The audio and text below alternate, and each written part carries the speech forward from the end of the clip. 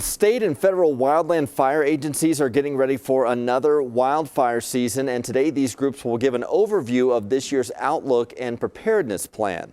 Last year, we saw 3 of our state's largest wildfires. You can see here they were the Cameron Peak, East Troublesome, and Pine Gulch fires. Together, they burned more than 500,000 acres. And we know that summer wildfire season is getting longer. The East Troublesome fire wasn't sparked until mid-October. The East Troublesome fire destroyed more than 300 homes. And while businesses in downtown Grand Lake were spared, there was still damage. A 2-week power outage caused food to spoil, and smoke damage impacted clothes, T-shirts, and other merchandise in the resort town. But a local fund is trying to help.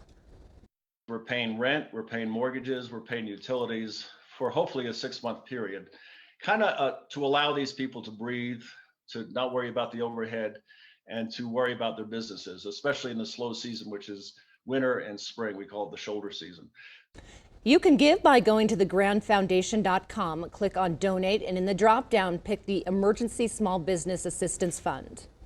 The Forest Service says about 120 miles of trails burned in the Cameron Peak fire. 40 miles of trails were severely damaged. The Poudre Wilderness Volunteers have already been surveying trails to determine what needs to be done to fix them.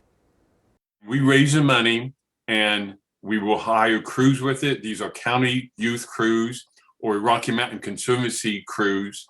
And these are young folks that are very strong, very energetic, and do not know what they need to be done. So we have people with them who are the technical experts for building the trails. And for the first time, the Poudre Wilderness Volunteers have started a GoFundMe to raise money to hire crews and pay for bridge lumber and supplies. You can learn more on the Poudre Wilderness Volunteers website. March was the second snowiest on record in Denver, but we're still dealing with a major drought in our state. A new report from CU Boulder shows snow is melting faster. Researchers looked at 40 years of data. They say the faster melting snow can impact spring skiing conditions and how much water farmers get over the summer. And it can also increase our fire danger. So we want to bring back Lisa Hidalgo. Lisa, you're taking a closer look at our snowpack and our drought conditions. Yeah, and our numbers have gone down drastically within just the last couple of weeks to prove that here in the Colorado River Basin, that snowpack is melting a little too fast.